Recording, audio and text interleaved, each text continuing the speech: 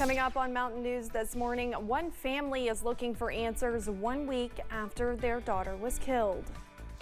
And one rescue center is expanding into a new facility in hopes of reaching out to more. Dedicated to Eastern and Southern Kentucky, this is WYMT Mountain News This Morning. Good morning, I'm Olivia Calfee. We are coming up on 5:30 on July 31st. Now let's check in with Chief Forecaster Brandon Robinson for a look at your forecast this morning. Brandon, whenever I came in, I did not even realize that it was July 31st. It's the last day of the month. Last day of the month. This June, July has flown by. Exactly. I can't believe people are going back to school next week. It's crazy to me. It's yeah, the first school start back next week again, as I mentioned earlier. Check the back to school dates on the website there, WYMT.com. We have most of them. I think we're still missing one or two, so if you have those, let us know and we'll try to get those in for you. All right, let's see what's going on out there this morning. The big story today is the fog across most of the region.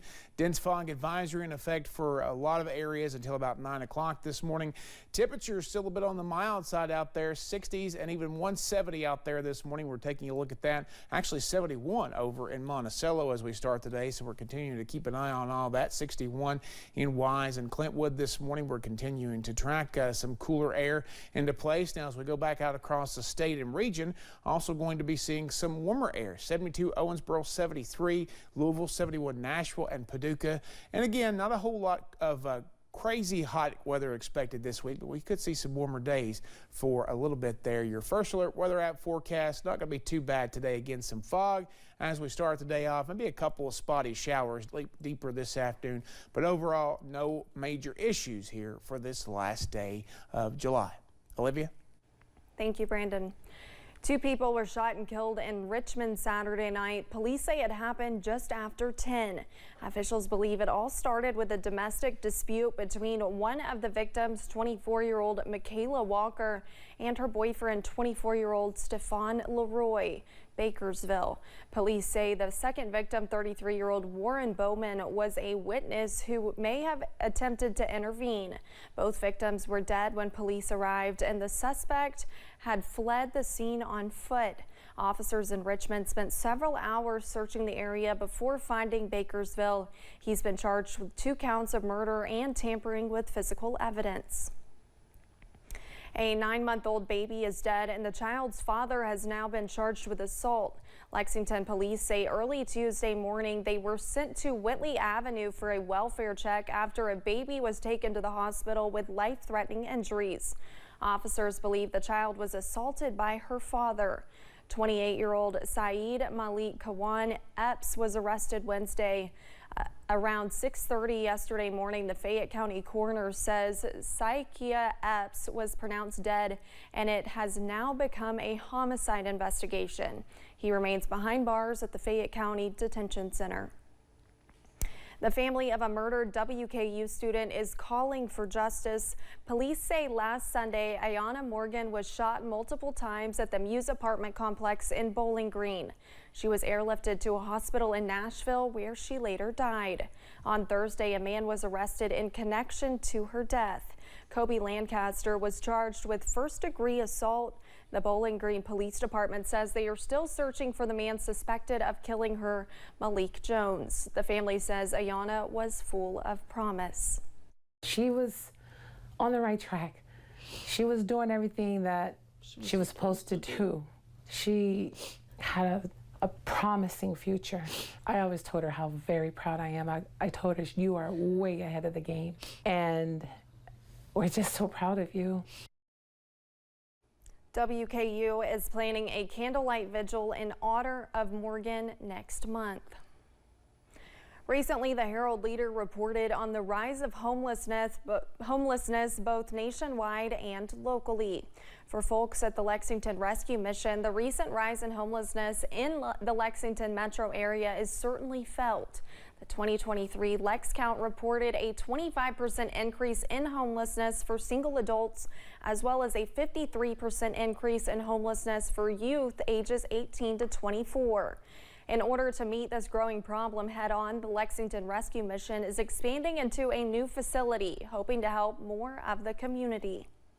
We are right now in the process of getting ready to expand, and we're raising money to be able to do renovations so that we can move our programs into that facility and accommodate a lot more growth and really meet the needs of so many more hurting people in Lexington. Last year, the mission served 57,889 meals. That is expected to grow substantially in 2023, along with an increase in all of the other service areas. They provide not only housing and food needs, but also offer the community resources in order to find and maintain employment. FEMA is still reviewing requests from homeowners to buy out their flood-prone properties. So far, the agency has approved the purchase of 241, and now they are working with county leaders to get checks to those families. Kirsten Kennedy traveled to Jackson, where the mayor and the judge executive worry families selling to FEMA may build somewhere else. I've got piles here, and I've got a safe there that's got a lot of stuff in it. The piles of paperwork in Jeff Noble's office cover almost every road in Breathitt County. It's maps, aerial maps, aerial maps. The judge executive is looking for land where flood victims can rebuild. 70% of this stuff on my desk is homeowners.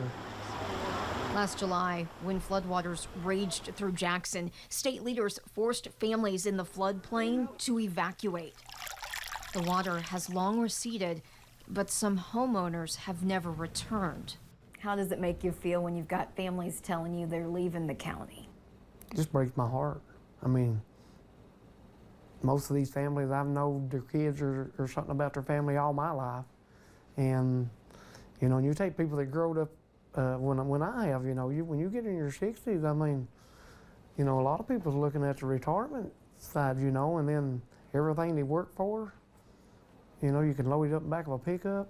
It is heart-wrenching. FEMA hasn't been fast to pay families who want to sell their flood-prone land. The agency has received about 500 applications. They've awarded some, and they're still in the process with others. We requested hard numbers from FEMA, and we got them through the first week of July. So far, FEMA has acquired 241 properties in eastern Kentucky. Here in Breathitt County, they've acquired 82 properties, and in the city of Jackson, 22.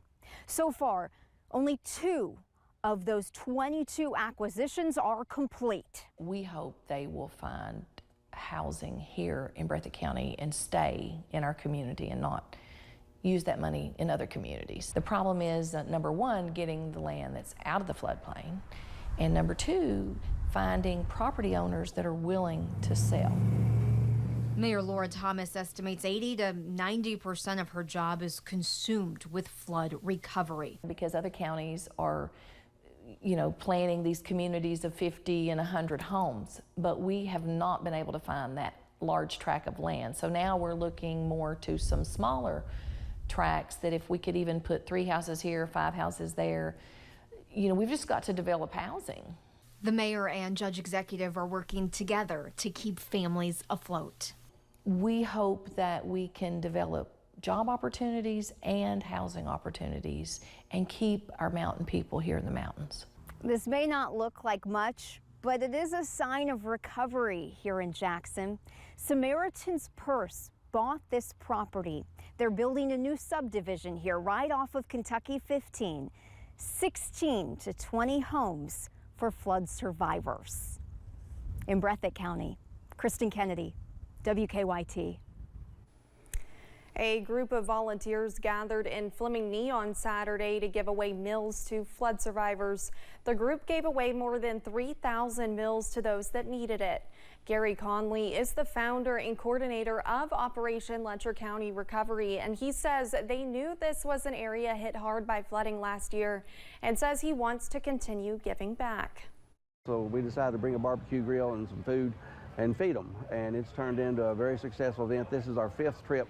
We're calling it Letcher County Recovery 5.0, and this one we're calling Survivor Celebration.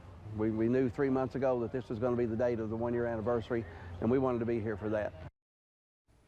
Volunteers also gave away school supplies, clothes, and more.